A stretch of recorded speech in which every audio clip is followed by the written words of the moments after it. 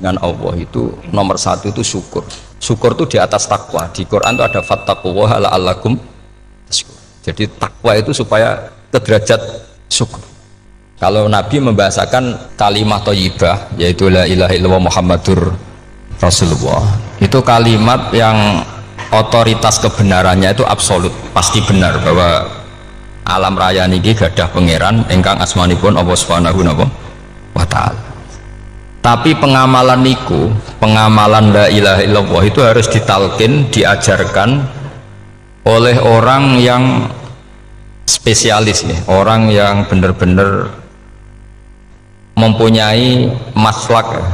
Maslak itu cara sampai kepada Rasulullah Shallallahu Alaihi Wasallam.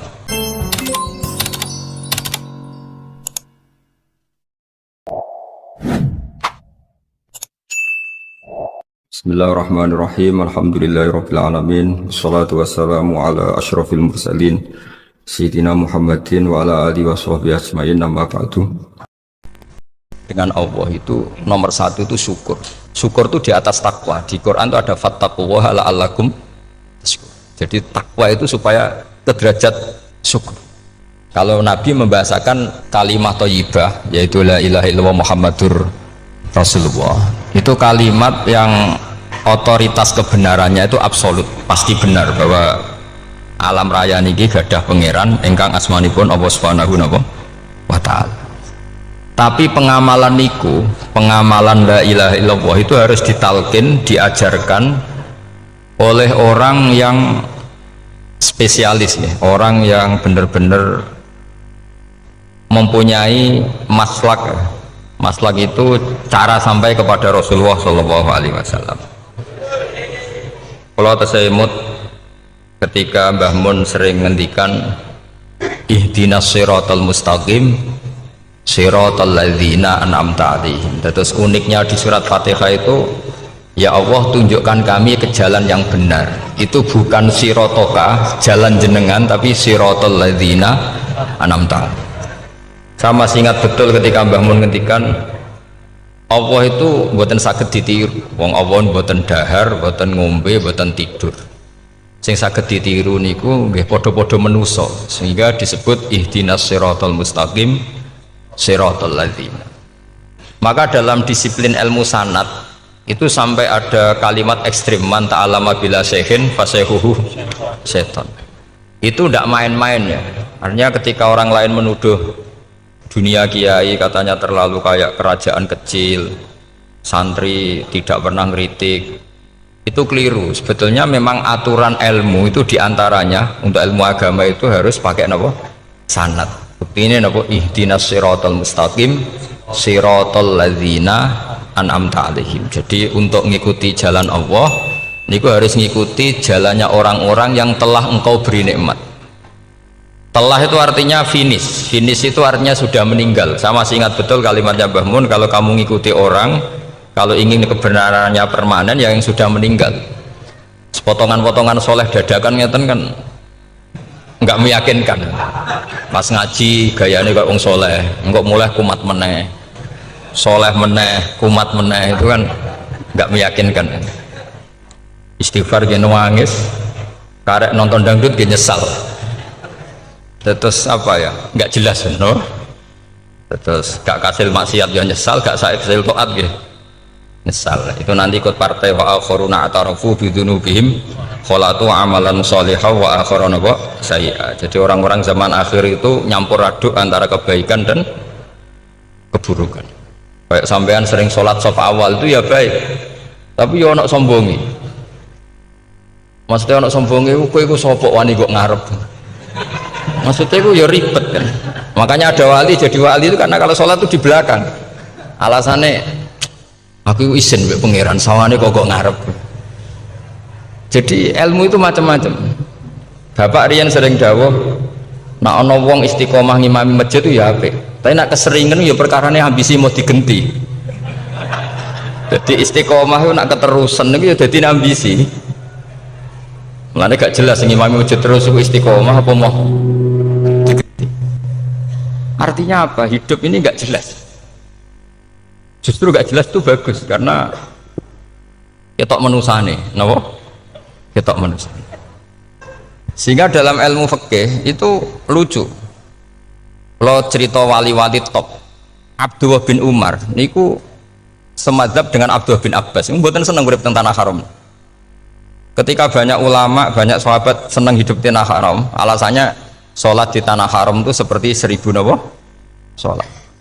Tapi yang dipikir beliau bukan sholatnya, maksiat di tanah haram juga lipatannya sama. Maka rumahnya Abdullah bin Umar itu pas ning perbatasan. Nak sholat mbek bojone ning tanah haram, nak tukaran metu. Jadi ono area tukaran itu dikondisikan steril. Jadi masyhur itu. Jadi beliau nak lagi mesra mbek bojone wiridan teng tanah haram, nak tukaran metu sik. Baru tukaran. Secara meyakinkan karena sehingga kita di Indonesia sebenarnya punya sisi yang luar biasa karena kita tidak maksiat di tanah haram. Jadi bisa saja kita ini orang keren karena tidak pernah maksiat di tanah haram. Walaupun saya nggak tahu kaji atau umroh tambah keren karena nggak pernah maksiat di. Karena banyak juga orang yang nangis di Masjid Haram jebule ngenes. Kamu naki sing elek bojoku tok. Roh wong Turki wayu, wong Pakistan wayu. Bareng roh bojone elek wireng pesek. Terus nangis, ya Allah, sakmu naki sing elek kok bojoku tok. Nah, berhubung wayah haji dikira itu religius, napa? Akhirnya sing wedok gak terima, sakmono iki ganteng kabeh sing elek kowe tok. Makanya di haji itu pangeran nyindir faman faradha fihinnal hajja fala rafatha wala fusuqa wala jidala fil hajj. Itu pakai fi ku ing dalem. Jadi potensi maksiat kalau kaji itu fi. Justru pas haji itu pas potensi maksiat. Wong tenggene matof niku nggon tawaf niku. Wis masyaallah wong ayu ki pirang-pirang, wong ganteng ki pirang-pirang. Terus mari geger, mergo rebutan ngambung hajar macam-macam. Jadi pulau suwon ijtihad, dia napa ijtihad itu harus kita dengar. Jadi di antara mazhabnya ulama, termasuk Abdullah bin Abbas itu nempat di Taif. Taif itu dari Mekah 3 jam. Alasannya nggak ingin kalau terjadi apa-apa di tanah napa haram. Kita tahu Ibnu Abbas itu mengalami konflik politik dengan Abdullah bin Zubair.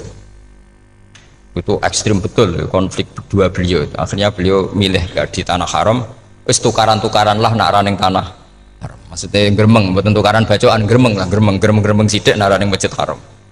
Artinya jangan kira orang di Indonesia terus ndak hebat, ya hebat, punya sisi nggak maksiat di tanah haram. Ya misalnya sholat kok ngarep nang masjid haram, jebule sholatnya ya Allah sini wong. Wis kok ngarep paling afdol, jebule paling keliru coba. Mulai takbir yo keliru plus seudon.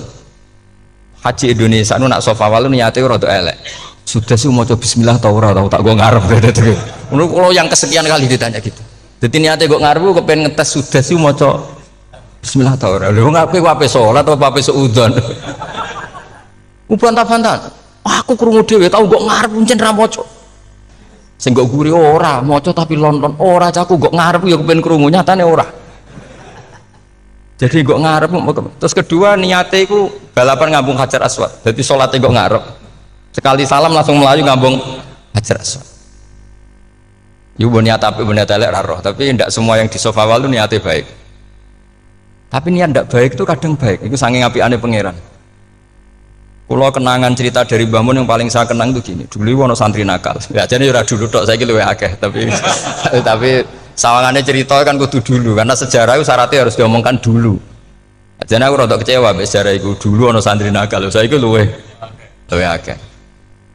Niku kepengen nginceng ninge mergo ning wayu. Niku dhisik jarang ning sepedaan motor ngalor ngidul ning pasar Bangilan jarang. Dadi nek kepengen roh iku kudu dadi bakul banyu. Terus bakul banyu karena satu-satunya cara roh wong ayu kudu dadi bakul banyu. Nyamar. Jauh ini ngisine ning jero jeding. Jadi kadang ya roh ninge rajil bapan macam-macam. Kiai ini wali tenan, bukan wali debutan, bukan wali senior lah, bukan wali betul. Nah, sama saya jadi wali kan terus rono kuota wali, segelem ragelem jumlahnya supaya tetap ada terus diangkat nonton mawon wali. Ini bertahun-tahun. Kiai ini ngerti, seneng, mergo digratisi, dikai rego murah. Kiai ini ngerti, nah iku niate elek. Suatu saat gak ada perkembangan, santri ini mulai gremeng karena nggak direspon, diceluk bagi ini. pentok anakku. Nggih Yai. Kowe salat ning Masjid Haram saf awal 40 dina jamaah mbok saf awal. Nggih Yai. Kok bar tak rabekno anakku. Nggih. Seneng salat. Hari pertama ya demi dapat istri, hari kedua terus. Suwe-suwe ku ku nyaman. Betapa nikmatnya sujud, nikmati rukuk terus nyaman. Saking nyamannya ku berkebutuhan salat di saf awal. Bukan karena cewek tadi. Bareng hari ke-40 diparani mbek kiai ini. Aja mulai tak rabekno. Loh. Mboten saged, Mbah. Jare nek wis salat 40 dina tak rabek. Oh mboten, salat diterima untuk cawe tok. Mboten. Mboten. Ngenyak uang salat diterima dijoli. Jadi orang nggak bener itu kadang ya jadi bener. Jadi wali kadang daftarnya lewat bakul banyu, terus kadang rodok delok wedok sithik-sithik, tapi nak pangeran ngangkat kira kurang coro. Jadi wali can iki. Akhirnya kiai ini sing nangis. Cung gelem lecok kamu pede mantu. Iki gak gelem-gelem tenan. Ngenyak uang salat diterima dijoli. Wah, itu luar biasa. Terus malah ini ngaji ya, terus ngaji talqinul fikri bahwa pada akhirnya sing paling dhuwur teng hadhihi dar la ilaha illallah. Nah, saya punya cara untuk sampean supaya la ilaha illallahnya itu sah dan meyakinkan. Nah, cara hakim itu sah dan kitab yang sering dibaca Mbah Mun diantaranya untuk kalimat itu kitab Zadul Ma'ad. Iku nak nerangno la ilaha illallah niku luar biasa. Itu kitab kesayangannya Sayyid Abdul Al-Haddad. Beliau ngendikan di antara kitab kesukaan beliau selain Ikhya itu kitab Zadul Ma'ad. Itu beliau kalau ngendikan bihadihi ya, maksudnya bihadil kalimah ussisatis samawati wal ardu. Jadi langit bumi dibikin. Jadi beliau mulai berpikir pertama gini, surga dibikin dengan segala kemewahannya itu bagi yang tasdek liman saddaqa bila ilaha illallah wa liman amana bila ilaha illallah. Neraka yang dibikin sebegitu ekstrim sampai anak wong dicemplung ngenteni 70 tahun lagi ceblok. Wah, itu serah kebayang carane gawe. Entakno bego kan itu. Jadi barang nak diceblokno ning neraka itu ceblok edok ngisor ngenteni pinten? 70 tahun. Makanya kemungkinan keluar dari neraka itu kecil. Agak untuk syafaat itu kecil. Wong wis ora iso kebayang kan. Itu pun diciptakan untuk yang menolak dalil. Jadi surga dibikin ya lihadil kalimah, neraka dibikin juga lihadil kalimah. Jadi hadil kalimah itu mizan, ini ukuran. Yang nerima masuk surga, yang menolak masuk neraka. Hisab juga gitu, ada hisab itu ya karena kalimat la ilaha illallah. Orang kafir itu nanti tidak dihisab. Nah cara Ibnul Qayyim, adosnya nggih ngoten. Ulaikal ladzina kafaru bi ayatina rabbihim wa liqaihi fahabitat a'maluhum fala nuqimu lahum yaumal qiyamati wasna. Ya lucu tuh, masuk Fir'aun dihisab. Kan sekarang rokok kan, jadi hisab itu nanti itu yang nggak jelas-jelas. Makanya sama hati-hati itu potensi dihisab. Jadi yang jelas itu ada hisab. Masuk kaji Nabi dihisab kan tidak mungkin. Nabi Ibrahim masuk dihisab. Fir'aun masuk karena yang jelas surganya tidak dihisab, yang jelas nerakanya juga nggak dihisab. Dan nak sing pengajian jo teko, dangdutan jo teko lah ini yang ini yang itu. Ya itu hisab itu. Dulu biskop ya bayar, mlebu masjid ya bayar. Cuma ada biskop 10.000, nak ning masjid 2.000. Itu ya hisab itu nanti. Jadi orang kafir yang karuan kafirnya itu istilah Quran fala nuqimu lahum yaumal qiyamati wasna. Nah, artinya ada hisab juga tolak ukurnya la ilaha illallah. Terus wa bihadil kalimah bu isatir rasul. Karena kalimat ini Rasul diutus untuk melatih la ilaha illallah. Jadi kalimat ini luar biasa. Tapi setelah jadi tahlil terus yang mau coba ngantuk terus jumlahnya kakean kan terus akhirnya gak sakral. Akhirnya lewat di komentar suwi temen. Pemenang nak sing mimpin tahlil wong tuwek terkenal suwi lagi tahlil dipimpin Mbah niki sing mburi mesti sambat wah suwi mesti. itu kriminal kita, itu kesalahan kita. Kalimat yang harusnya jadi tolok ukur surga neraka itu ukurannya kalimat itu. Kemudian kita nganggap kalimat itu sebagai kalimat yang apa prop. Iku aja sampai ya. Makanya kalau suwun sing mimpin tahlil aja suwi-suwi lah. La ilaha illallah ping 3 hadir terus bar. Niku semua ijazatnya hanya 3 kali. Itu kok dadi pirang-pirang niku. Tapi nak la ilaha illallah tolong gak hadir ya tak baleni neh dadi 6. Kok gak hadir? Jebule ping 1000 pun ndak hadir lah ini yang masalah. Sekolah waca ndak ini supaya sampean ngerti kalimat itu menjadi kualitasnya bagus ndak itu karena cara pandang. Itu tadi kalau sampean mikir surga dibikin semewah itu dengan fasilitas bidadari secantik itu, semuanya kelas A, itu ya bagi yang menerima la ilaha illallah. Neraka dibikin se ekstrim itu juga bagi yang nolak. Jadi ini kalimat pembeda, makanya kalimat haqqin 'alaiha nahya wa 'alaiha namu. Terus wa biha tu 'alaiha. Ijazah kene usume usum. Wa biha ta 'alaiha. Tren ini kene wa 'alaiha ta wa biha. Wa biha nu pas wa 'alaiha. Enggak yang di sini umumnya, Pak. 'Alaiha nahya wa 'alaiha namut. Wa 'alaiha ta wa biha. Wa 'alaiha ta wa biha. Oh berarti orang jelas prinsipnya, gak jelas. Gak jelas. Jadi kalau suwon Mbah Mun sepuh-sepuh niku fi akhiri hayati nu sering maos talqinu dzikri. Karena memang beliau ingin di akhir hayatnya juga kita semua nanti di akhir hayatnya semuanya min ahli la ilaha illallah Muhammadur Rasul. Dan itu dimulai dari sesuatu yang sangat-sangat ilmiah. Yaitu tadi dimulai kenapa surga dibikin untuk sing iman la ilaha illallah. Kenapa neraka dibikin untuk yang menolak la ilaha illallah. Kemudian Rasul diutus untuk melatih la ilaha illallah. Nanti ada azab ya karena menolak la ilaha illallah. Ada maghfirah karena yang terima la ilaha illallah. Makanya istighfar, kalau cara oleh istihad, niku istighfar itu setelah la ilaha illallah cara kalau oleh istihad. Di beberapa Indonesia itu thariqah punya istighfar dulu baru la ilaha illallah. Tapi banyak ulama yang berpendapat dibalik, la ilaha illallah dulu baru. Karena istighfar itu didengar Allah itu setelah tauhidnya benar. Ini cara madzhabnya Abul Hasan apa? Asyadili, yaitu fa'lam annahu la ilaha illallah baru wastaghfir li dzambika ai li hadil kalimah. Karena orang bisa dimaafkan itu berdasar kalimat la ilaha illallah. Misalnya begini ya. Orang kafir itu kafir terus sampai 70 tahun. Sekali melafatkan la ilaha illallah itu yughfar lahum ma qad salaf. Jadi kullil ladzina kafaru iyantahu yughfar lahum ma qad salaf. Artinya orang kafir itu belum pernah tahlil, belum pernah istighosah, ya belum pernah istighfar, tapi sekali melafatkan la ilaha illallah secara sah langsung yughfar lahum ma qad salaf. Berarti dulu mana la ilaha illallah sama istighfar untuk kepentingan dimaafkan Allah? La ilaha illallah cara madzhab Abul Hasan Asyadili, karena alasannya wong kafir sing kafir wae tanpa istighfar asal kalimat la ilaha illallah benar langsung yughfar lahum maqad salaf.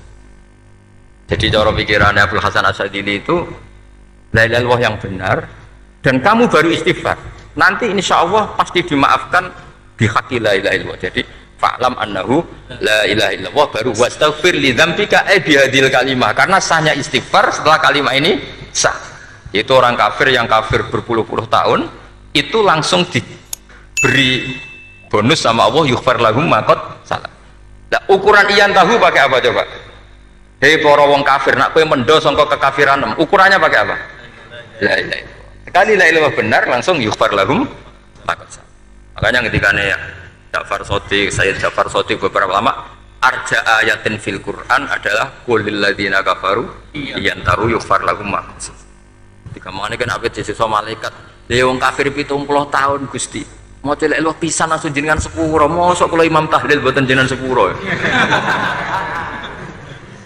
ya tapi masalahnya nak malaikat tapi kowe golek wajib lha iku semare perkara iku semare masalah kan bersora ikhlas iku malah masalah nak sing guri malah meneh tapi kowe mau celek lu ambek gremeng mergo kesuwen dan nak kesuwen wong gremeng sing dosa sing tahlil apa sing gremeng? Sing tahlil ya melok dosa mergo kesuwen, sing gremeng dosa wong kalimat thayyibah kok digremengi. Nah terusno sing ngundang ya melok dosa pisan ribet kan. Ya ora ono fikih ngono ya ora ono. Maksudnya kalau cerita daripada rawan dosa ya mendingan la ilaha illallah sing ora gremeng. Carane piye? Sing mimpin ya sing fasih sing cepet. Yen insyaallah. Oh teng desa kula anggere muni tahlil ben Gus bakso nang kabeh, mesti cepet. Jamin mesti cepet. Kalau ya sering ngomong, aku cepet lah lu mati sing suwi.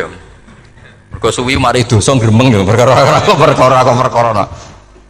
Lagi kan do sungkan mek kula. Nah teng adat masyarakat kan nggih sampai Gus sampai anak kiai kan sungkan dadi kiai-kiai sing tua-tua akhirnya melok cepet. Dan ini harus diilmoni. Saya ulang lagi ya. Sebetulnya dalam Thariqah Syadziliyah itu la ilaha illallah dulu baru istighfar. Alasannya apa? Sihhatul istighfar itu ba'da sihhati la ilaha illallah. Jadi dia bawa nggih qulil ladzina kafaru iyantahu yughfar lahum ma qad salaf. Saiki intiha anil kufri, berhenti kekafiran dengan kalimat apa? La ilaha illallah. Itu langsung yughfar lahum ma qad salaf. Dan Allah ngendikan fa'alam annahu la ilaha illallah baru wastaghfir lidzam. Ai bihadil kalim. Artinya gini, bisa saja istighfar kita itu tidak didengar Allah karena tauhid kita tidak pernah benar. Mau ngelafat notok tapi tauhidnya tidak benar. Maka terus dibutuhkan latihan-latihan dari ahlul ilmi, misalnya kayak Imam Sanusi, kayak Imam Asy'ari, itu pelatihan-pelatihan la ilaha illallah dengan pemaknaan yang luar biasa. Misalnya begini, ambil saja la ilaha illallah itu dengan makna seperti ini. Tidak ada sesuatu yang maujud kecuali disebabkan oleh yang super maujud. Alam raya ini, langit bumi ini kadung berstatus maujud. Kan nggak mungkin yang maujud diciptakan yang tiada. Nak ngono mau hadhil maujudat khalaqaha wajibul wujud. Lah wajibul wujud ini yang bernama Allah Subhanahu wa ta'ala. Maka kualitas Anda iman tuh lebih tinggi. Selama ini kan enggak. Orang no pangeran kecuali Allah. Terus Allah itu yang siapa? Ya Allah yang siapa itu harus kamu berani mensifati. Allah belum pernah menceritakan dirinya di Quran kecuali beliau dia mensifati zatnya. Saya adalah sing khalaqas samawati wal arda misalnya. Saya adalah zat yang begini. Karena itu dengan cara itu bisa dikenali. Ya, dengan cara itu bisa dikenali. Makanya Allah itu harus kita kenali, yaitu lewat ma'rifatullah. Ibadah tertinggi adalah ma'rifatullah. Ya caranya ma'rifat tadi dimulai. Gak mungkin alam raya ini kemudian diciptakan oleh al-adam, sesuatu yang tidak ada. Pasti yang namanya maujudat diciptakan yang maujud. Karena maujud ini maujud pencipta harus super. Lah super itu bahasa Arabnya wajibul wujud. Karena pencipta harus awal. Gak mungkin Fir'aun itu Tuhan lahirnya di bumi, berarti dulu buminya ketimbang Fir'aunnya. Tuhan-Tuhan yang lain juga begitu, masa dulu buminya ketimbang Tuhannya. Makanya Allah pasti Tuhan betul karena bersifat awal, bersifat qadim. Nah kalau kamu mulai latihan gitu, iman kamu itu bil bayyinah. Dan syaratnya iman yang benar adalah bil bayyinah.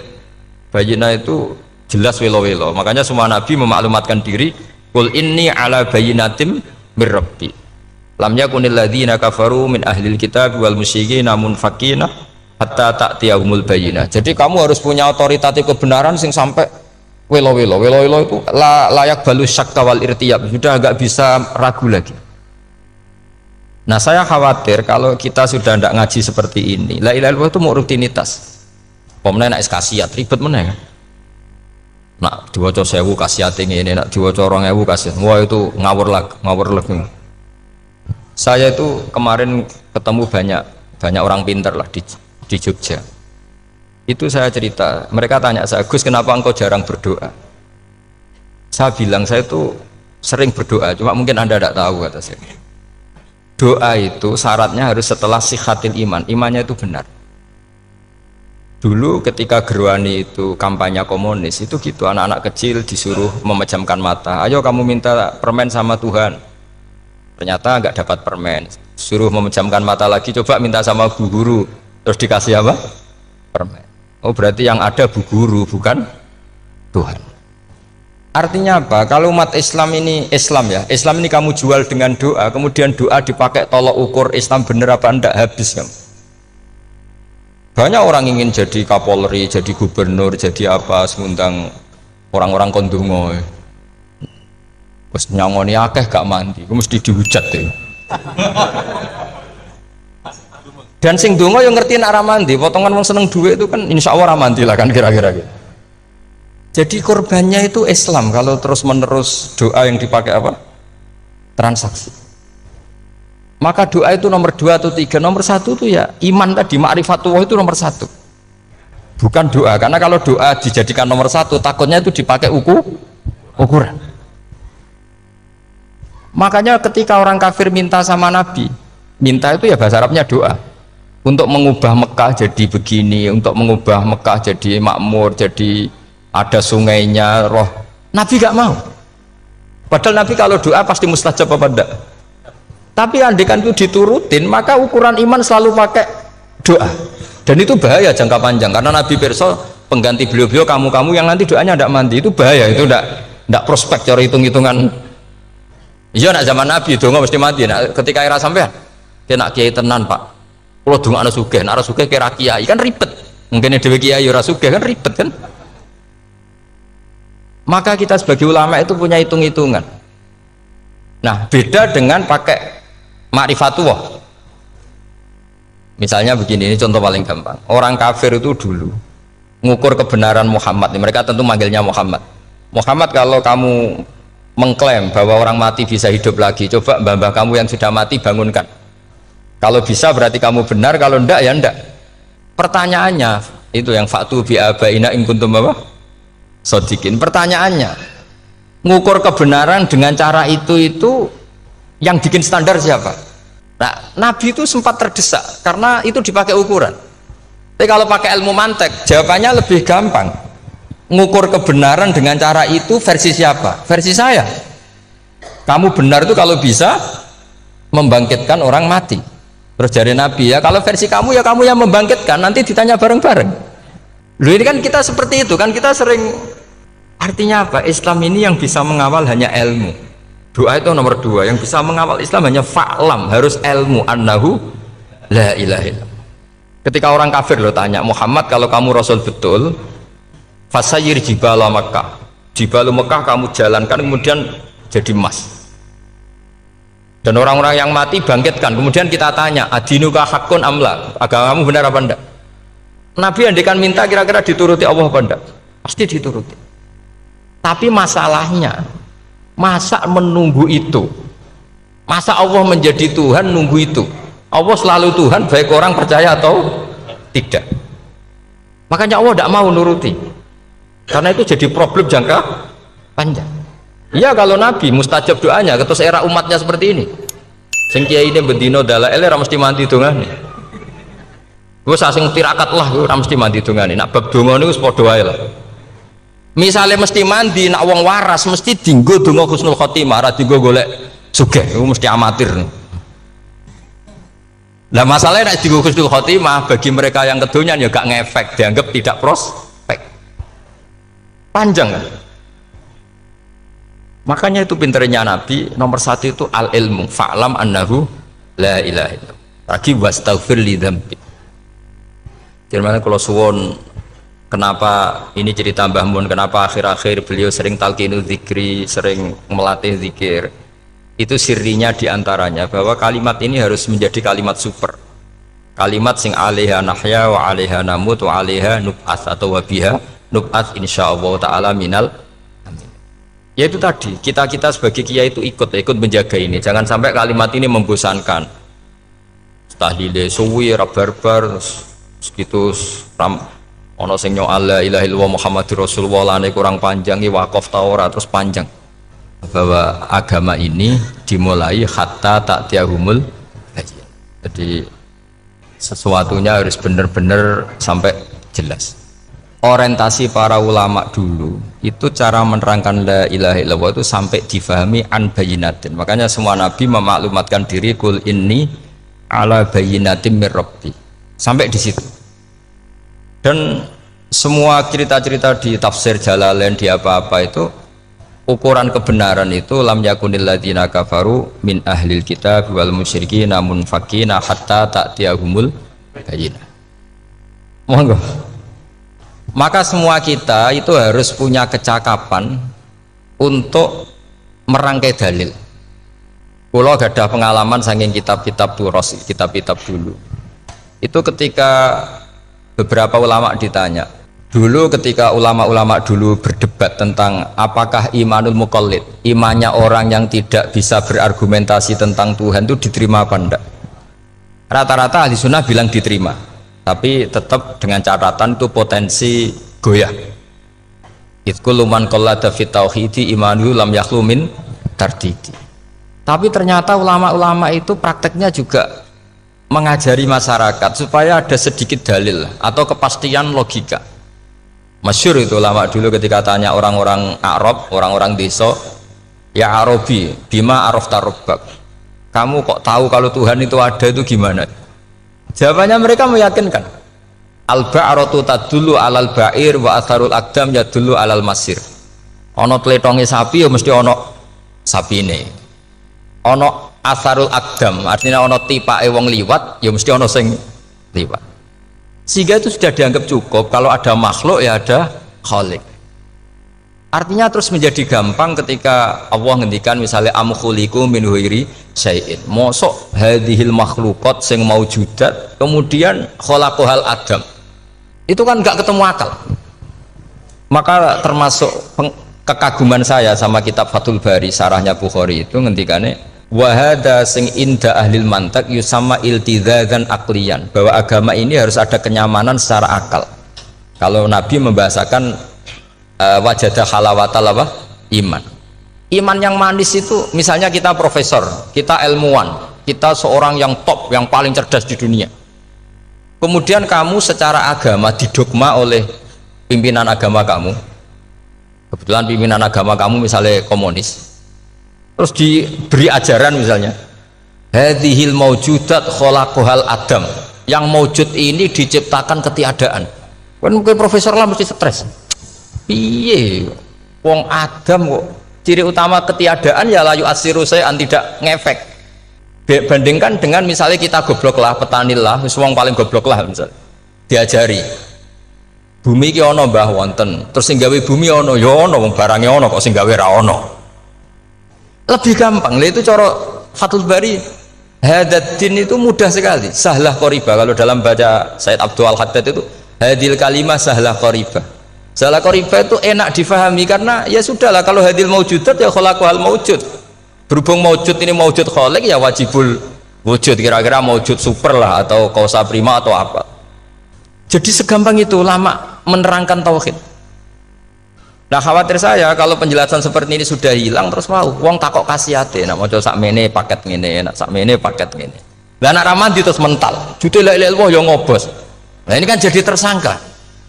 Makanya saya tadi bilang, saya berkali-kali saya belajar tauhid, belajar ilmu mantek, itu kepentingan saya hanya satu, supaya orang familiar dengan logika la ilaha illallah. Itu tadi mulai yang pelatihan kelas ringan, yaitu tadi al-ba'ratu tadullu alal ba'ir wa atharul aqdam yadullu alal masir, sampai pelatihan yang agak berat, tapi sebenarnya tidak berat-berat banget. Karena tadi am khuliqu min ghairi syai'in, masa kalian semua yang sebegini hebat maujudat kemudian kamu disebabkan oleh sesuatu yang tiada. Iku mbok sampean profesor lah iku ora iso logika, wong barang ra ono kok nyebabno. Al-aqdam ya dulu alal masir. Jadi ono teledong ya mesti ono sapine. Ono tipak tracaane tak kaki ya berarti ono sing barli liwat. Artinya hadil alam ini atharun min athari qudrati. Sekolah suwun, kalau mau maca sanad talqinu dzikri dari Mbah Mun, dan saya berharap kita ini saling menopang. Makanya saya Gus Zofur itu sering belajar mantek sampai belajar usul fikih, karena nggak bisa kita tanpa ditopang ilmu-ilmu seperti itu, nggak bisa, karena banyak khurafat, banyak syubhat. Termasuk penumpang paling gampang adalah Anda berislam secara senang, secara ceria, supaya tidak kepikiran nyuwun sewu pindah agama atau pindah ke yang macam-macam. Makanya diantara rumusnya Islam itu raditu billahi robba. Raditu itu puas, sampai cari di kamus, ridho itu puas, marem. Ojo mbok maca di pangeran Allah pah-pah. Makanya kalau berharap jenengan jangan sering berdoa, nanti gampang kecewa. Karena potensi tidak mandinya lebih tinggi gitu loh. Jadi pokoknya seneng pangeran. Pangeran ku sapa sing gawe langit bumi, sing ngekek oksigen ora usah bayar. Sing aku elek lah ya payu rabi. Nyifati pangeran sing wis terjadi. Ora usah bayangno. Wah aku jaluk jadi bupati ora jaluk suke ribet. Lho kula kecelok wong alim mboten nate nyifat donga nemen-nemen. Sing wis kliwat e. Ngaku ya wong narukan nyatane payu rabi. Umume wong di mobil kuwi di mobil. Umume wong bingung ya sering melok bingung. Sudahlah sudah. Lho kok sampean kok ora top ya coba.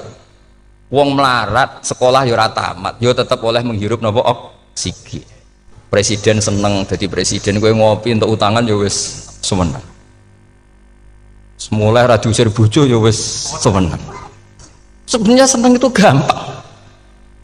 Mbok yo nyifati pangeran sing wis gampang-gampang lah kayak di Quran itu nyifati Allah itu soal alhamdulillah alladzi atamani wa saqoni aku melarat lah nyatane kelar mangan. Ya sudah yang gampang-gampang. Lah sampean ndak kakian donga ben sugih. Kula bolak-balik cerita kula nanti dilani wong elek. Rayu elek sowan kula. Kula kenangan terbaik saya dadi kiai gini. Gus kula dongakno dadi sugih. Tenane, Mbak? Nggih, tak critakno. Nak bojomu iku sugih. Sing pertama ditoto apa? Omah Gus ya, omah ditoto. Suwe-suwe mobil ditoto Alphard. Terakhir sing dievaluasi ku sampeyan. Omah wis apik, mobil wis apik, sing elek apa? Bojo mesti sampean kena evaluasi. Iku wis mesti ya. Akhirnya strasito. Jadi kalau nu nate bully tiang terbaik lah. Kenangan saya terbaik jadi kiai ini gini. Akhirnya, iya Gus. Kan nggak mungkin. Omah suwapi, mobil suwapi. Coba yang kamu evaluasi apa tuh? Mulai artinya sudah lah, tidak usah kepengen itu dikurangi lah. Hubungan kita dengan Allah itu mensifati itu insya Allah pasti lebih indah. Ya misalnya kita Islam ya alhamdulillahilladzi hadana li hadza ma kunna linahtadiya laula. Sudah, tapi sekali sampean mikir, ustaz wangi Islam yo mesti mlebu swarga. Oh, mesti kena was-wase setan tak jamin. Ustaz wangi salat yo mesti swarga. Tapi nak sampean alhamdulillahilladzi ja'alana minas sajidin wasyakirin aman. Maka alhamdulillah itu kalimat paling keren. Makanya da'wahum fiha subhanakallahumma wa tahiyyatuhum fiha salam wa akhiru da'wahum alhamdulillahirabbil alamin. Jadi pokoke ngoten. Sore pura usah kakek jaluk karena potensi ndak mandi itu tinggi. Sampean ndak kutub, ndak ahdal, ndak abdal, ndak apa saja. Is donga is umume wong-wong lah. Dunia hasanah fil akhirati hasanah wa qina adzabannar. Hasanah wa bi artine pokoke hasanah. Pokoke hasanah fil akhirati ya hasanah. Senara iso hasanah ya rabi itu jenenge hasanah pokoke sementing. Karena kula niku pengalaman dadi kiai, angger wong kok kakean donga mesti kakean ngeluh. Ya karena potensinya ada mandi. Jajal sampean ndonga apa jajal? Selama ini kan njuk mapan yo ora tau mapan. Njuk sugih yo rakus. Wis diparingi cara pangeran wis maringi jebule sampean ingin lebih. Makanya saya mohon sekali, jadi hubungan dengan Allah itu nomor satu itu syukur. Syukur itu di atas takwa. Di Quran itu ada fattaqullaha la'allakum tashkurun. Jadi takwa itu supaya ke derajat syukur. Karena tadilah cobalah dilatih. Saya pernah ngecek orang yang sekarang dugem menikmati maksiat dengan orang yang takwa mensyukuri tidak maksiat, itu nikmatnya itu masih tinggi nikmatnya orang yang syukur karena berhasil meninggalkan maksiat. Makanya kamu yang syukur bengi-bengi seradih duit ning kamar wudu bariku ngelamun jujuk esok yes alhamdulillah gak maksiat. Kira usah bayangno terus tahajud, qiyamul lail iku para habaib, para ulama itu kira ramakome lah seperti itu. Terus ramakome. Tangi turu seradan tempiring itu alhamdulillah. Pokoknya sing gampang-gampang ya.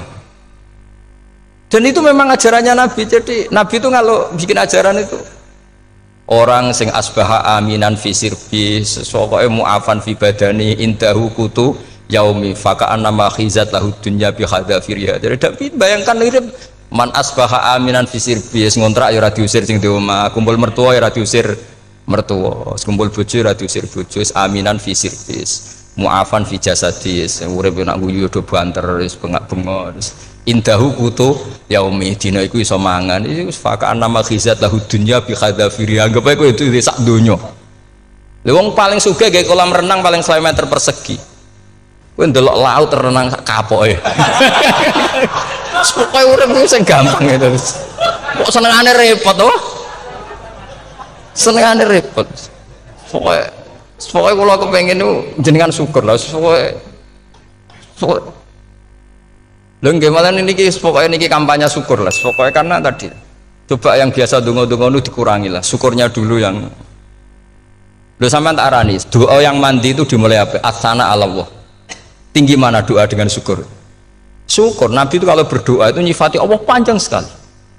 Alhamdulillah hamdan katsiran terus wa hamdan wa fi ni'amahu wa yukafi mazida ya rabbana lakal hamdu kama yanbaghi li jalali wajhika azimi sultanik la nuhsi sana'an 'alaika anta kama athnayta 'ala nafsik antal muqaddim wa antal muakhir. Wus panjang. Sampean kan enggak muqaddimah suwidi. dongane sing dawa. Wis gak dia 13. Wis Kulo kan sering maos ikhya itu, kalau muji pangeran itu sampai lupa Imam Ghazali, saking panjangnya.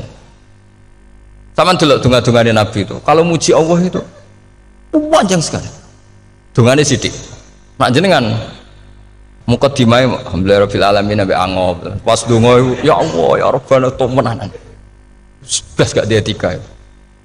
Jadi saya mohon sekali ya, agama ini harus bifarohin wasururin. Kalau donga yang paling kalau kenang sama yang Mbah Mun gini, us farihi namuna amin.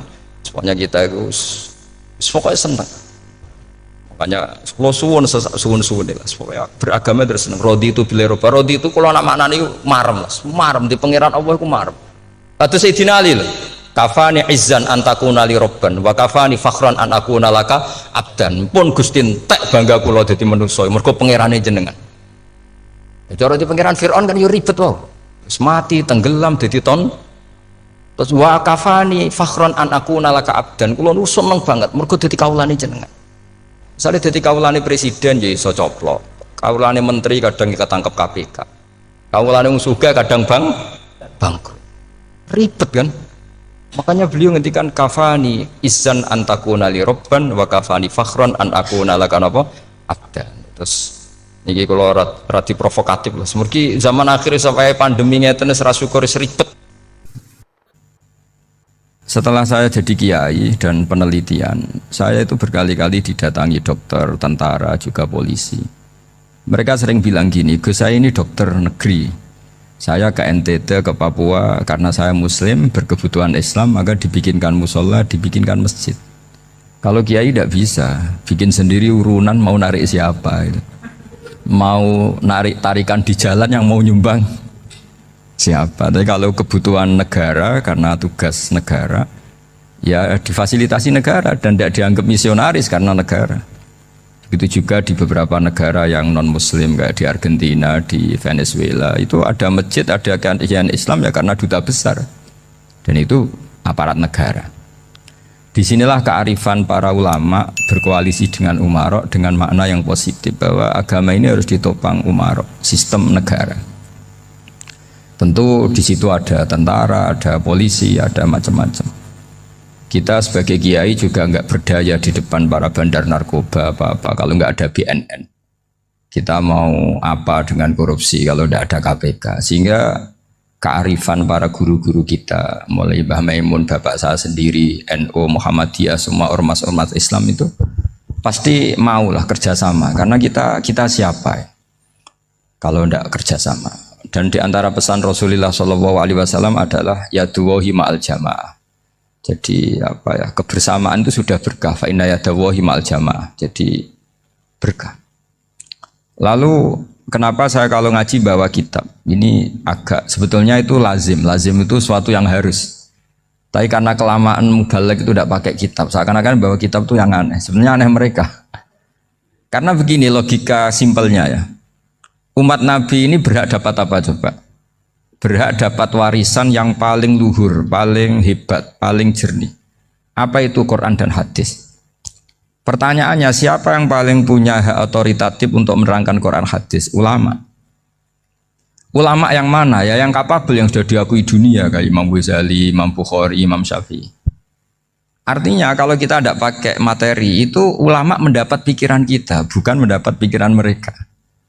Saya ulang lagi, kalau kita tidak pakai materi yang otentik, yang orisinil, ulama umat ini mendapat pikiran kita, bukan pikiran mereka. Maka saya berusaha supaya teman-teman atau semua umat Islam dapat pikiran-pikirannya Imam Ghazali, pikiran-pikiran Imam Bukhari, pikiran-pikiran Abdul Qasim Al-Junaidi, kejernian-kejernian Abu Yazid Al-Bustami. Kejernian itu diantaranya adalah misalnya makalah yang menurut saya itu makalah yang super. Jadi untuk ngadepi krisis karena COVID atau karena apalah. Itu lama dulu sederhana sekali. Beliau-beliau punya rumus yang mungkin jarang didengungkan orang, tapi saya akan kampanye rumus ini. Al-istighna, hakikatul istighna itu adalah al-istighna anis syai' labihi. Jadi pemenuhan kebutuhan yang sebenarnya adalah kita berusaha menghindari sebanyak mungkin kebutuhan yang sekunder, yang enggak penting. Bukan memenuhi semua yang kita inginkan. Jadi misalnya begini ya, kalau kita lapar, itu keinginan kita itu makan enak apa asal makan? Tentu jawabannya asal makan yang sehat. Tapi kalau nuruti nafsu kita, makannya yang enak, teman makan ya enak, terus di warung yang favorit. Ini kan satu kebodohan. Kenapa untuk makan saja butuh definisi sekian banyak? Yang kita harus kecewa, warung favoritnya bisa sudah tutup, atau kita ke sana harus macet, ribet. Yang benar-benar arif dan bijaksana itu adalah al-istighna anisya. Sesuatu yang tidak mendesak itu jangan jadikan kebutuhan. Sehingga kalau kita puasa misalnya, semua makanan itu enak karena kita sangat lapar. Sehingga Abul Qasim Al-Junaidi ketika ditanya, ma'idamu to'am, lauk makanan itu apa? Jawabannya lucu, alju, lapar. Kalau kamu lapar ya semuanya enak. Ini sudah mulai hilang. Kita bilang makan enak itu ya sate, ya gulai, ya pizza yang kita senang. Akhirnya apa? Untuk nikmati nikmatnya Allah itu kita jadi ribet. Apalagi yang orang-orang fasik harus ditemani perempuan yang tidak halal misalnya, atau harus ada ajudan, ribet. Nah pertanyaannya, orang yang ribet sama yang nggak ribet itu pinter mana? Pinter yang nggak ribet. Nah ini kearifan-kearifan yang mulai hilang. Lalu siapa yang bisa mewarisi itu? Ya ulama. Jadi ulama itu cara berpikir sebenarnya simple. Makanya mereka sering kalau tahajud itu, di antara makalah Sayyidina Ali paling terkenal dan yang menjadikan beliau punya derajat yang luar biasa, itu adalah kafani izzan antakuna li robban wa kafani fakhron an akuna laka abdan. Ya Allah, saya ini sudah begitu mulia, begitu terhormat dan sangat-sangat terhormat karena yang menjadi Tuhan itu Engkau. Jadi rumus pertama itu karena menjadi Tuhan itu Engkau. Hanya Tuhan yang abadi, Tuhan yang pertama, hanya Tuhan yang al-awwal. Coba ya Allah, kalau saya ini punya Tuhan Fir'aun, punya Tuhan mati jadi tontonan lagi, itu kerennya di mana coba? Andaikan kita punya Tuhan Fir'aun, atau punya Tuhan yang asal usulnya manusia, apapun hebatnya manusia itu, kita punya Tuhan manusia itu. Tuhan yang lapar, yang kalau nggak makan mungkin pingsan, mungkin bisa kena COVID, nanti Tuhannya diisolasi, kayak apa? Makanya ketika Tuhan Allah, ya Allah menyindir ketuhanan selain Allah itu, Allah hanya menyindir dengan kalimat sederhana, karena yakulanit to'am, yang kamu tuhankan itu masih makan. Artinya kalau nggak makan ya lemes. Jadi lama-lama ada orang gini, alhamdulillah tadi Tuhan mampir ke saya, kelihatannya lapar, setelah tak kasih makan sehat lagi. Susah nggak punya Tuhan yang seperti itu.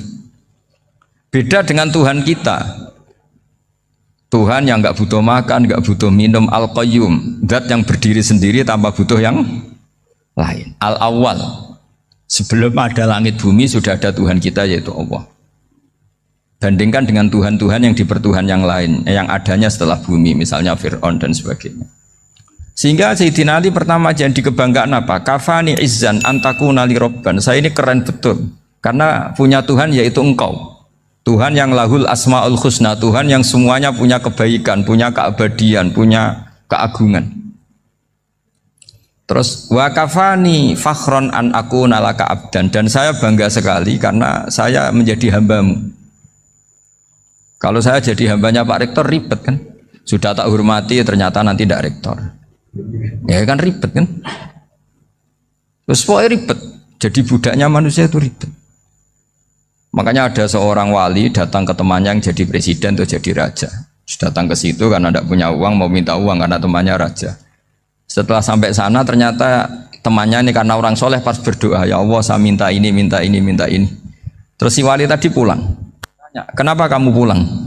Ternyata dia sama, masih minta-minta kayak saya. Jadi sederhana deh. Sama-sama minta kamu, minta zat yang kamu mintain katanya. Jadi dulu itu orang itu sebegitu dekat dengan Allah. Sehingga si raja ini terus ketemu wali tadi tanya, kenapa kamu menyepelekan saya? Padahal sekarang saya raja. Terus ditanya sama wali tadi, karena temannya, kalau kamu di padang pasir tidak bisa minum, dan harus minum 1 gelas, dengan ongkos kamu harus mengasihkan semua kerajaan kamu demi minuman itu. Pilih mana, minuman apa tetap jadi raja? Ya saya milih bisa minum. Saya tidak raja tetap hidup, tapi kalau nggak minum mati. Bagaimana Anda bangga dengan satu kerajaan sing la yusawi kak samain, yang tidak sama dengan segelas air. Jadi artinya terus mereka melihat jadi raja itu ya biasa, jadi presiden biasa, jadi rektor biasa. Karena mereka biasa berlogika hakikatul izzah itu ya taqarrub ila Allah, yang benar-benar terhormat itu ya dekat dengan Allah. Begitu seterusnya mereka bikin paradok-paradok yang aneh, tapi itu menjadi pelajaran. Bapak saya Ki Nur Salim itu senang baca anekdot Nasiruddin Koja. Itu kalau bikin orang-orang aneh, itu dia datang ke satu pesta, pakai baju lusuh, pakai sarung lusuh atau celana lusuh, sama Sohibul Bait yang punya acara dibiarin. Setelah dibiarin dia pulang pakai jas, pakai dasi, pokoknya keren.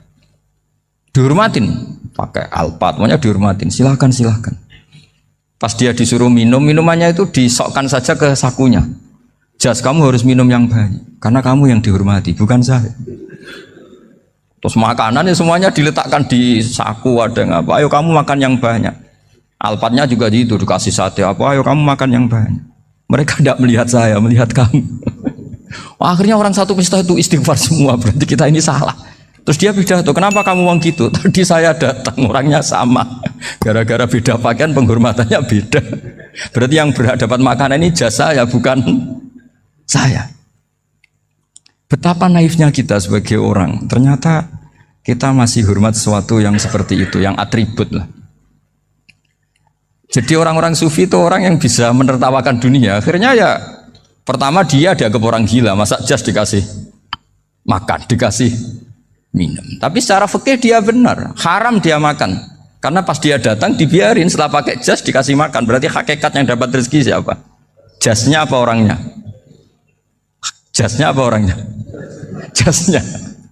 Jadi itu orang-orang sufi, kearifan orang-orang dulu itu bisa ngelola hal-hal yang keseharian menjadi luar biasa. Ada seorang wali melihat istrinya makan satu piring, anaknya makan satu piring. Ditanya, kalian kenyang? Wah, kenyang sekali. Melihat anaknya minum kopi satu cingkir, senang. Kalian senang sekali. Wah, kalau senang dengan hal-hal yang murah bisa, ngapain harus senang dengan hal-hal yang mewah? Bodoh sekali saya. Sehingga terus mereka bisa qanaah. Qanaah itu ya hidup itu simpel, sederhana. Jadi tentu saya tidak akan ngomong yang muluk-muluk, selain itu tidak bidang saya juga apa ya. Kita ini butuh obat di kondisi Covid seperti ini, butuh kesederhanaan, butuh apa ya? Istighna tadi. Kita harus istighna billah an ghairillah. Jadi sudah cukup bahwa Allah ini segalanya. Sehingga tadi saya dengarin himnenya Unisula, yang paling saya kagum adalah dimulai dengan kalimat-kalimat thayyibah. Di antara tugas suci Nabi Ibrahim dan semua Nabi adalah wa ja'alaha kalimatam baqiyatan fi aqibi. Nabi Ibrahim itu Nabi yang diberi gelar Allah. Dia adalah Nabi yang menjadikan kalimat tauhid itu kalimat yang abadi.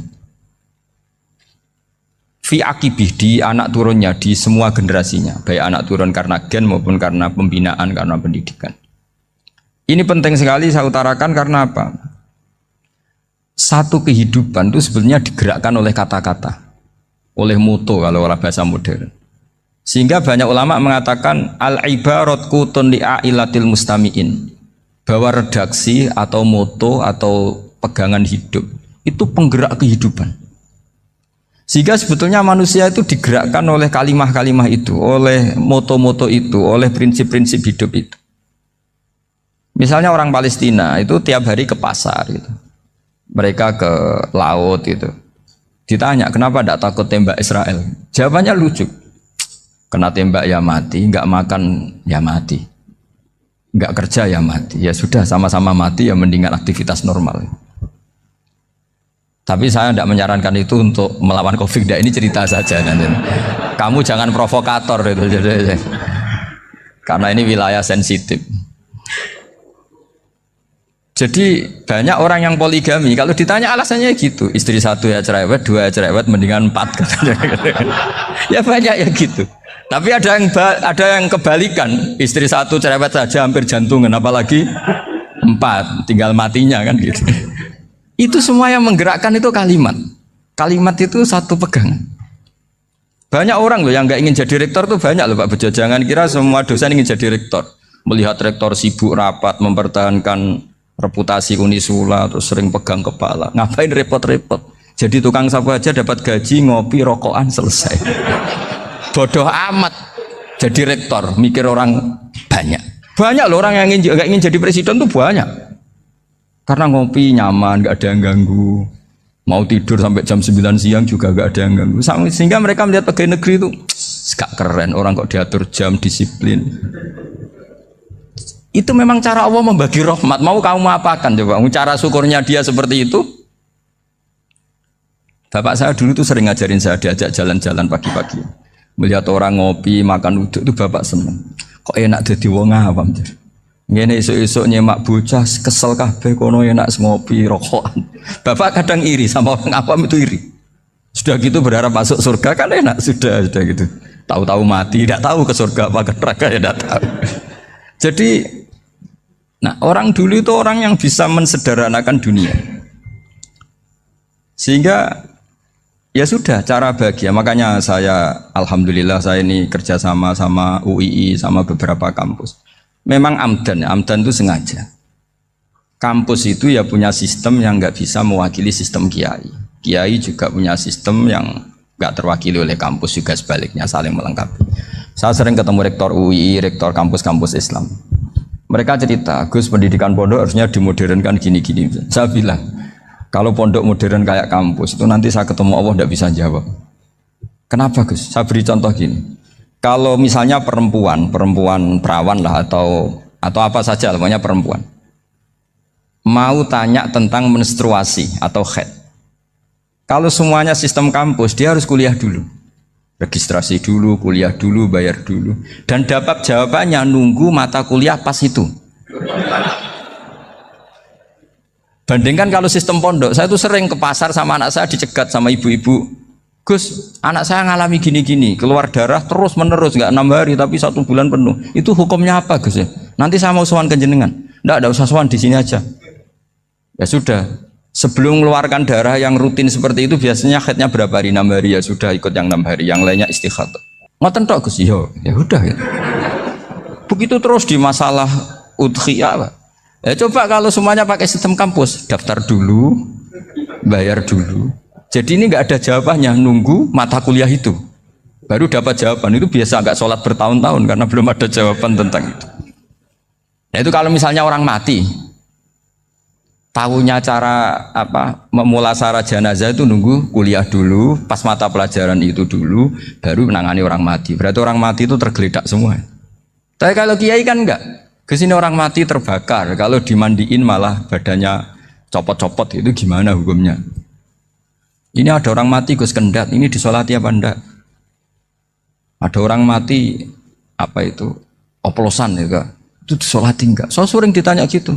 Gak usah registrasi Pak Rektor, gak usah registrasi, gak usah daftar, gak usah seminar. Makanya kalau orang kampus wani kiai itu ya kualat tenan gitu, karena ini yang on time ya.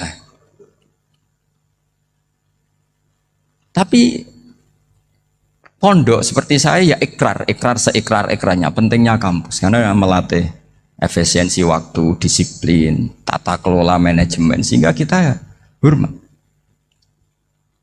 Tapi tadi kita harus saling melengkapi sehingga saya tunjukkan ke publik bahwa saya hormat sekali sama polisi, sama tentara. Coba kita bisa apa ngadepi bandar narkoba kalau enggak polisi? Bisa apa coba menjaga NKRI kalau enggak tentara? Begitu juga ya sudahlah kita memang fa inna yadallahi ma'al jamaah, kita berkah itu kalau bersama-sama, tidak bisa kita sendiri. Nah lalu orang kayak saya itu ya beberapa kali sebetulnya saya itu ditawanin jadi doktor honoris causa apa. Kekhawatiran saya satu Pak Bejo, takut pas nggak punya uang itu dokter gak di duit kan gak pantas gitu. Jadi repot gitu, daripada beban lah sudah lah nggak usah dokter. Jadi kalau nggak punya uang ya pantas, terus kalau ngebis ya pantas. Suatu saat kalau mati nggak ada yang hadir ya pantas, nggak dokter gitu. Kalau sudah dokter kok masuk neraka,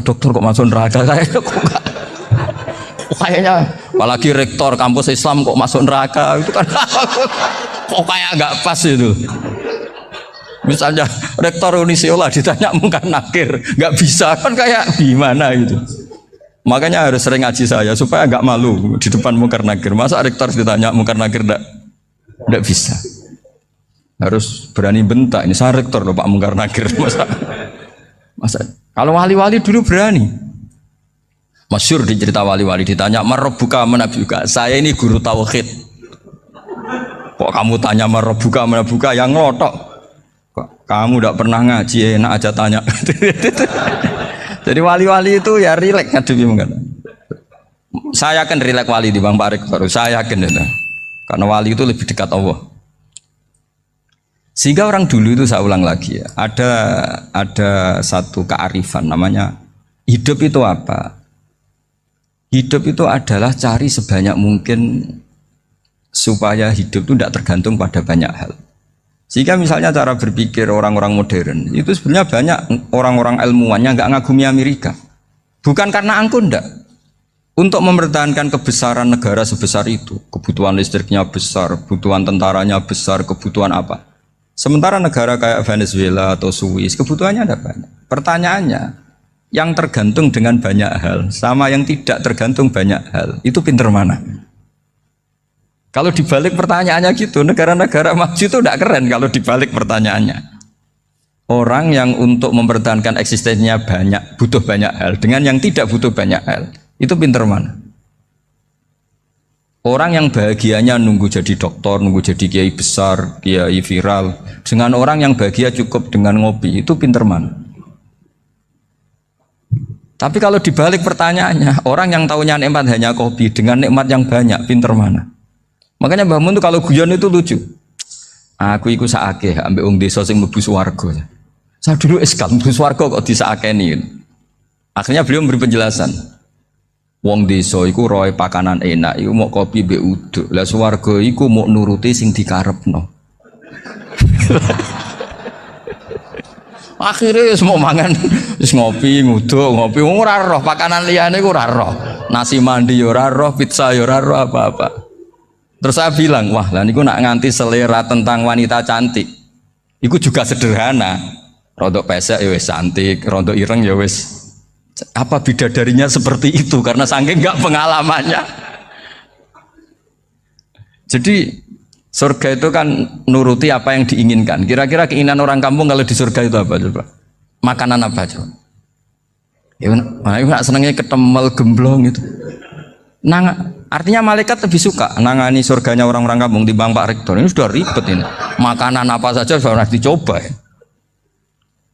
Terus kalau di mall tahu orang macam-macam, seleranya macam-macam pasti.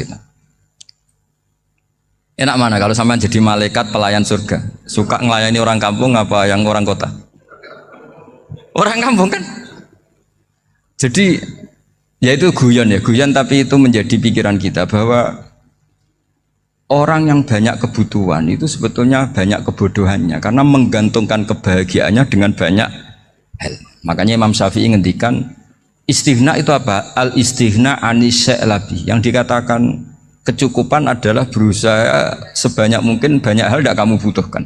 Bukan memenuhi semua kebutuhan kamu karena nafsu kamu ini tidak ada batasnya gitu. Kalau kamu penuhin nggak akan selesai. Itu ada perempuan yang kurang cantik itu minta doa saya, Gus doain suami saya kaya, terus tak guyonin, terus nggak minta. Kalau suami kamu kaya, yang pertama dirubah itu apa? Rumah supaya rumah saya bagus. Kedua apa? Mobil supaya mobil saya bagus. Nanti yang dievaluasi itu kamu. Mobil bagus, Alphard, rumah mewah, istrinya kamu pasti itu dievaluasi langsung nggak usah sudah gini aja kan. Jadi pertama yang dievaluasi itu kaya itu coba kalau suami kaya itu yang dievaluasi pertama rumah ya, rumah ganti, setelah itu apa? Mobil. Kira-kira berikutnya akhirnya harus bagus nggak jadi. Nabi Ibrahim itu pernah minta umur panjang. Keren umur panjang. Sama Allah nggak dijawab. Datang orang tua itu mertamu ke Nabi Ibrahim. Terus disuguhi dikasih kurma. Apa itu? Kok kurma apa? Anggur. Anggur yang sudah matang sekali. Sudah dimakan. Setelah dimakan meler keluar lagi. Dimakan lagi meler lagi. Terus Nabi Ibrahim masuk lagi ke kamar. Ya Allah doanya tak cancel. Nanti kalau saya tua kayak itu. Jadi Allah itu nggak jawab langsung tapi ngirimkan itu. Akhirnya ya Allah nggak jadi. Nanti takut itu. Saya pernah ngalami jadi kiai tadi, ada ibu-ibu ya kurang ya nggak pati cantik lah. Suaminya tuh miskin sekali. Minta doa saya supaya kaya. Bareng tak kasih pertimbangan itu udah nggak usah nggak jadi.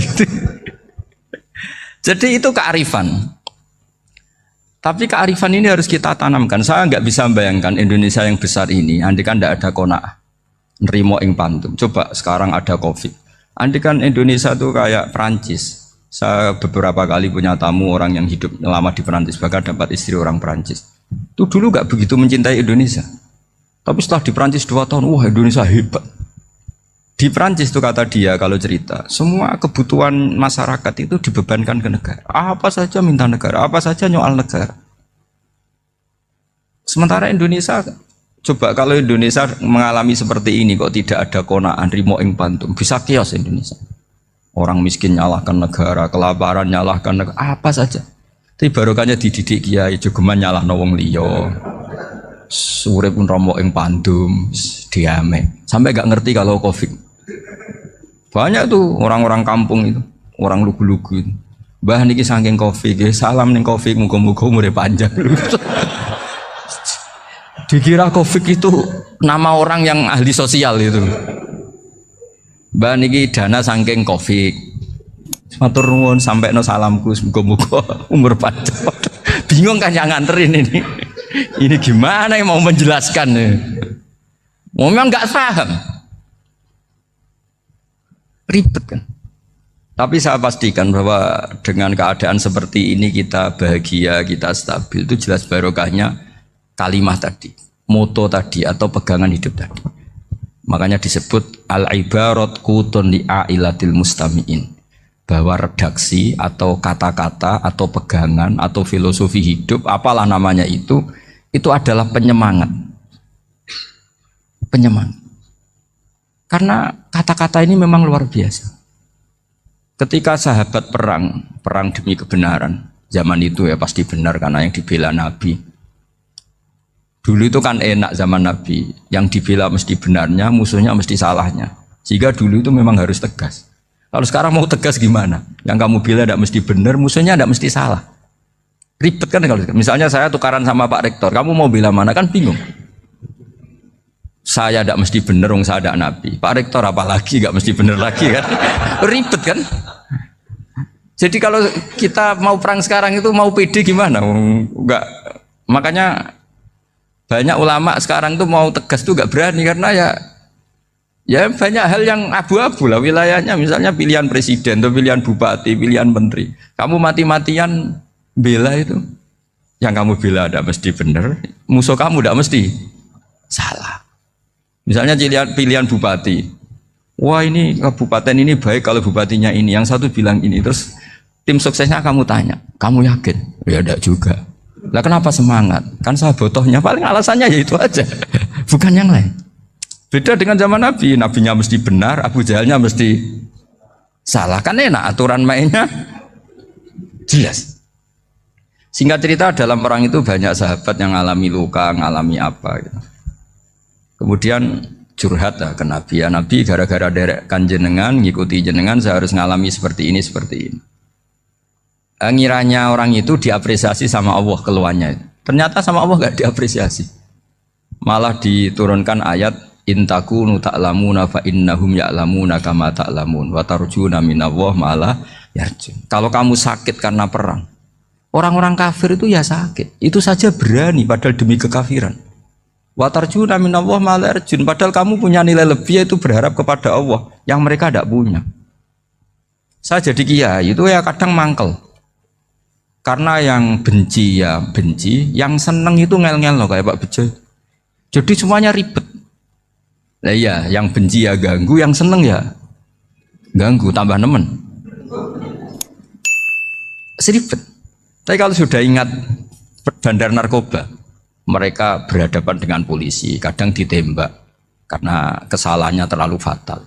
Antar persaingan mereka juga bisa tembak-tembakan karena merebut pasar narkoba. Itu saja mereka berani. Kok kita yang jadi kiai kadang dicium tangannya, dihormati gak berani, hanya takut apa ya, musibah-musibah kecil lah, atau problem-problem kecil. Lah iya, kalau kita bandingannya gitu. Kalau kamu mau tahajud kedinginan, itu masih nanti dihisab Allah itu gitu. Maling ayam itu keluar malam-malam, hanya dapat ayam. Itu gak takut dingin. Ya gak takut digebuki masa. Kamu mau tahajud saja takut dingin. Makanya nanti hisabnya orang soleh itu nanti dijajarkan orang dolim. Terus diperbandingkan. Wah itu habis kamu kalau itu. Jadi misalnya Unisula mau rapat, tapi ini malam, kalau malam dingin nanti sama masuk angin. Wah anak-anak pang di perapatan aja berani kamu. Kalau sudah perbandingannya gitu tuh ribet kita nanti. Makanya itu kalimat itu moto atau filosofi hidup. Sehingga diulang lagi nasihat itu. Iyam saskum korhun fakodu masal koma korhum mislu. Kalau kamu kena luka, orang-orang yang nggak benar juga akan kena luka. Itu aja berani demi ketidakbenaran. Masa kamu demi kebenaran nggak berani? Akhirnya orang itu, ya itu kalimat, itu heroik. Makanya kita ini penting ya, makanya tadi himne Unisula dimulai kalimat thayyibah. Karena kalimat ini yang menjaga kita kalimat ini. Misalnya tentang Tuhan. Kenapa orang Islam imannya kokoh seperti ini, termasuk yang sudah hidup di Amerika, di Australia, di mana-mana. Itu ya barokahnya ajaran atau barokahnya kalimah. Saya sebut kalimah saja pakai bahasa santri. Karena la ilaha illallah itu dalam tradisi santri disebut kalimatu haqqin alaiha nahya wa alaiha namut wa alaiha nub'ats. Ada yang riwayat wa biha nub'ats insyaallah taala minal aminin. Kenapa mereka di mana-mana meskipun sekolah di Amerika, di Australia, bahkan di Uni Soviet tetap mukmin? Itu barokahnya ajaran yang benar. Allah itu siapa? Tuhan. Tuhan itu sifat dasarnya apa? Awal. Dia harus wujud awal sebelum makhluk yang lain.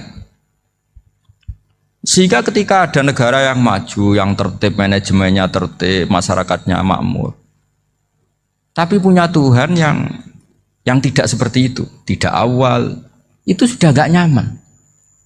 Karena ndaklah keren Tuhan saya, karena Tuhan saya itu al-awwal, zat yang pertama. Tuhan saya keren lah, zat yang gak mati. Tuhan yang gak mati, yang gak pernah mengalami kematian. Sehingga tontonan atau yang dilihat kenikmatan-kenikmatan yang lain ini tidak mengubah dia pendirian tentang Tuhan. Karena mantapnya satu kalimat tadi bahwa Tuhan itu ya harus satu, harus awal, harus tidak mati, tidak rusak, tidak mengalami apa-apa yang membahayakan. Sehingga ketika ditawarin Tuhan yang lain meskipun menjanjikan secara finansial atau kemakmuran, mereka gak tertarik. Itu coba, itu barokahnya makmur apa barokahnya ajaran? Barokahnya ajaran. Sering negara Islam itu kalah makmur dengan mereka, tapi barokahnya ajaran ini tetap apa? Tetap Islam. Makanya Nabi Ibrahim, Nabi yang sukses bikin wa ja'alaha kalimatam baqiyatan fi aqibi. Sehingga kita ini bekti sama orang tua misalnya, itu ya karena ajaran. Suwargamu itu karek wong tuamu. Nak wong tuamu ridho, Allah ridho. Nak ora ridho, Allah ora ridho. Ridho wa fi ridhol walidain wa sakhatu wa sukhtu wa fi sakhatil. Sehingga ketika ada orang tua yang agak brengsek gitu, anak-anak tetap hormat. Punya orang tua yang miskin, yang sudah miskin, tukang tombok nomor, banyak kan di kampung gitu. Ya tetap hormat. Coba kalau dari awal kita ngajari orang tua kamu hormati ya, kalau baik, kalau tidak usah. Bisa geger Indonesia. Tapi barokahnya ajaran-ajaran itu Indonesia tertib karena ada ajaran. Nah ini di sini ini pesantren dan Unisula semua harus berkontribusi membuat ajaran yang benar itu adalah ciri utama Islam. Sehingga Islam ini dimulai dengan ajaran kalimatu haqqin alaiha nahya wa alaiha namut. Sehingga kita tenang seperti ini. Saya ini termasuk kiai yang tenang. Meskipun kata orang banyak saya ini kiai besar, tapi termasuk kiai yang paling tenang. Karena saya ini pakai mazhab orang-orang hebat. Saya berkali-kali cerita, orang kayak Imam Syafi'i itu orang yang luar biasa. Saya berkali-kali cerita, orang yang tadi nyium tangan kamu ya Imam Syafi'i, di belakang tuh ngerasani kamu, menghujat kamu. Jawabannya enak saja. Berarti saya alhamdulillah orang yang wibawa. Buktinya di depan saya nggak berani. Jadi enteng saja. Diceritain sebagian kampung, sebagian separuh dari warga kamu itu gak suka kamu.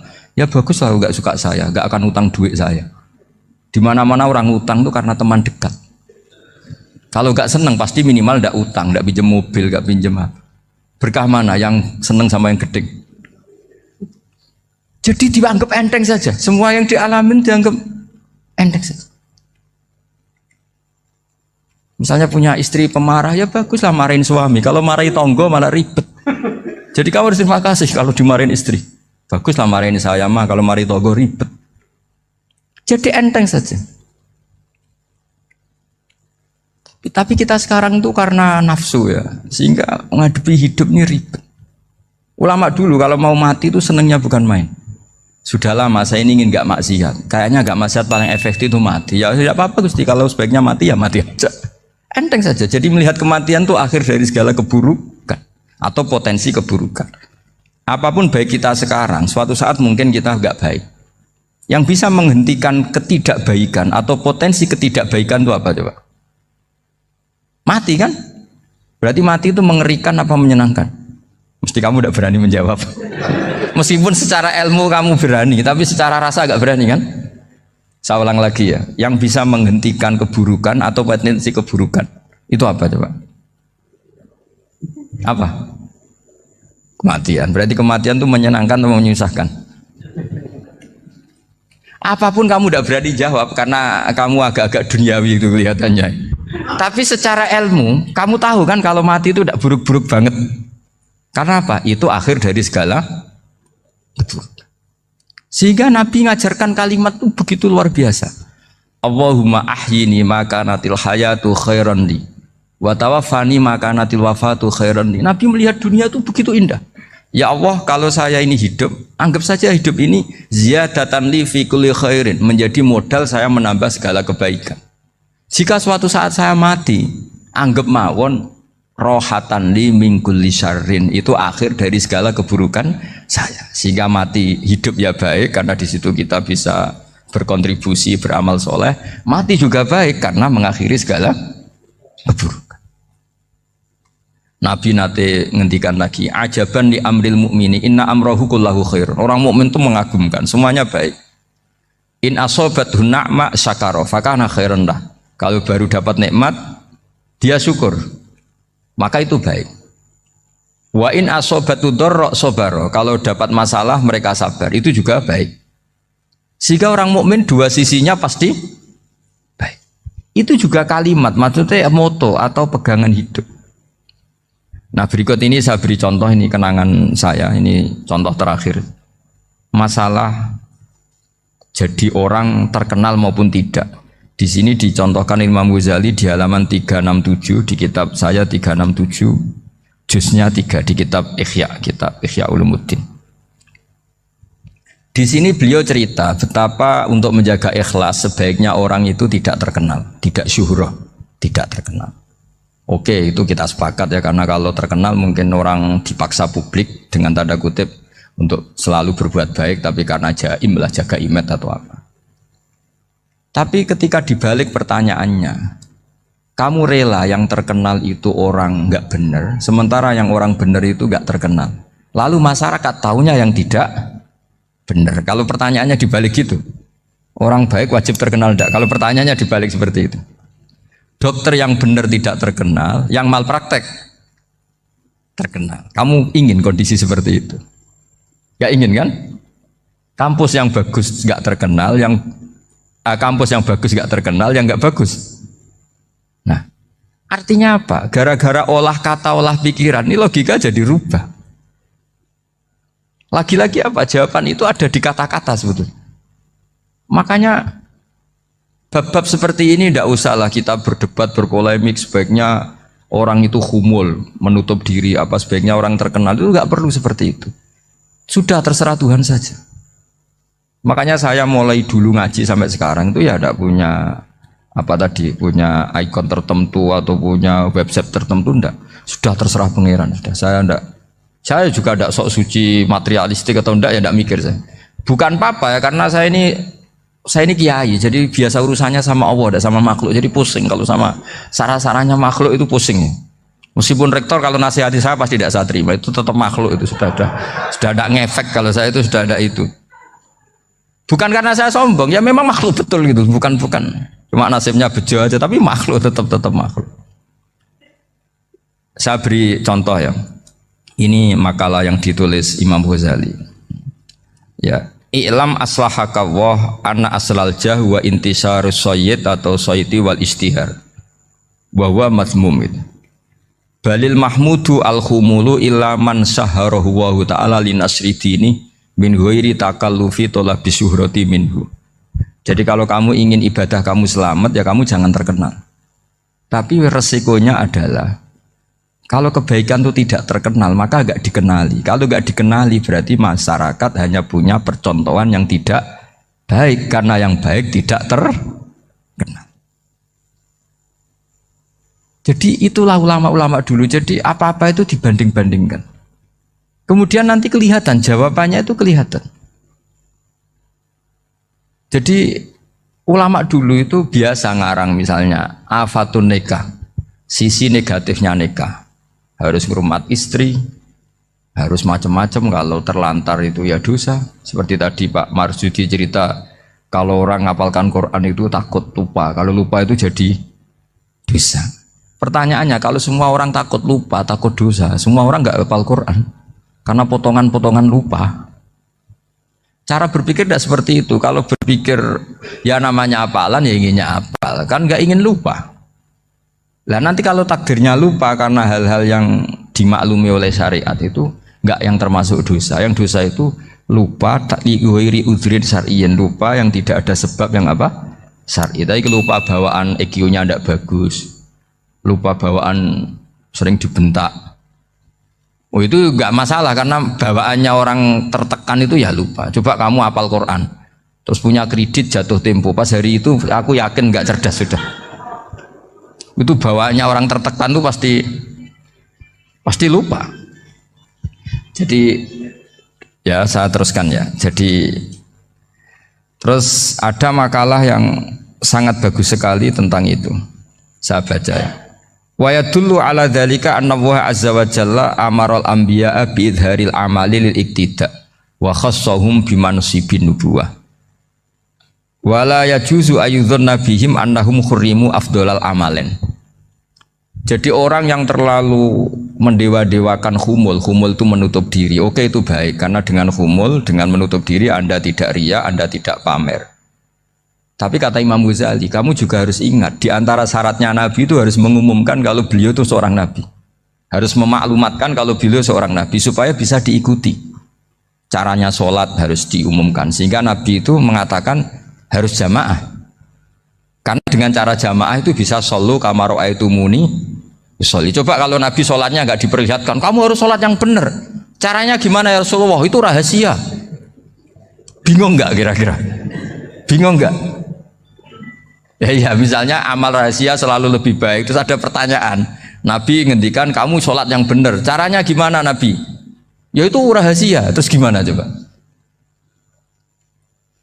Tapi Nabi ngendikan apa? Shollu kama ra'aitumuni usolli. Ya sudah kamu sholat, niru saya sholat. Berarti Nabi sholatnya diperlihatkan apa disembunyikan? Diperlihatkan. Jadi begitu juga saya berkali-kali bilang, orang tahu kalau itu bidan ya berdasar tulisan itu bidan. Tahu kalau itu dokter gigi ya itu dokter gigi. Jangan sampai gara-gara tidak ada tulisan mau beli alat bangunan di dokter gigi, mau periksa gigi di toko bangunan. Gara-gara apa? Nggak ada maklumat. Nah, di sini ulama-ulama selalu memaklumatkan dirinya. Termasuk Imam Ghazali ketika ngarang kitab dinamai Ihya Ulumuddin, bahwa kitab ini bisa menghidupkan ilmu-ilmu agama yang mulai hilang. Begitu seterusnya. Jadi ini ngaji ya. Jadi orang itu harus ngerti ya. Jadi jangan nuruti emosi sendiri atau logika sendiri. Bahwa saya suka humul, ya monggo, agama Islam menyediakan sarana itu. Uzlah itu ya punya sisi kebaikannya sendiri. Tapi syuhrah terkenal asal tidak nuruti nafsu juga punya sisi kebaikannya sendiri. Setidaknya umat ini punya satu master kebaikan yang mudah diakses.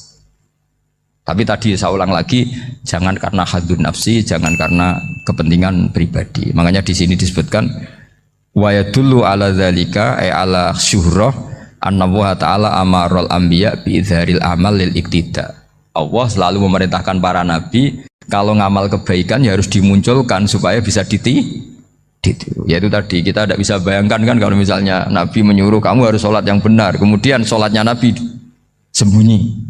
Kalau ditanya, Nabi saya niru siapa? Wah itu rahasia, kamu nggak boleh lihat sholat saya saat takut tidak ikhlas. Ribet kan? Sehingga jamaah itu statusnya tetap harus. Nah bedanya harus ini ulama berpendapat harus yang apa? Fardu kifayah. Tapi fardu itu maknanya harus. Tapi bukan berarti kalau nggak jamaah sholatnya nggak sah, nggak. Tapi statusnya jamaah itu tetap apa? Harus. Nah barokahnya harus ini orang yang baru sholat, sholatnya langsung benar karena ada yang diikutin. Coba kalau mantan dukun baru sholat terus sholat sendiri, itu mesti mirip mantra itu. Karena dia tidak ada master percontohannya.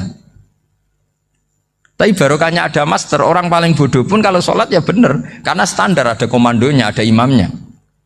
Sehingga Imam Ahmad malah berpikir keras, syarat sahnya sholat itu harus jamaah. Cara pikirannya Imam Ahmad keras sekali beliau.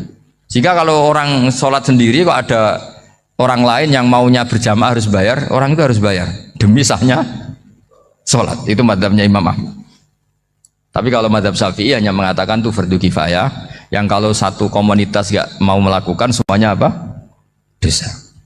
Ya jadi ini sebelum sesi ringan tanya jawab, hanya 2 saja tanyanya, nggak boleh banyak-banyak, nanti nggak pulang-pulang saya. Jadi tak baca lagi biar dapat berkahnya Imam Ghazali. Wa qala qaumun asirru afdalu minal alaniyati.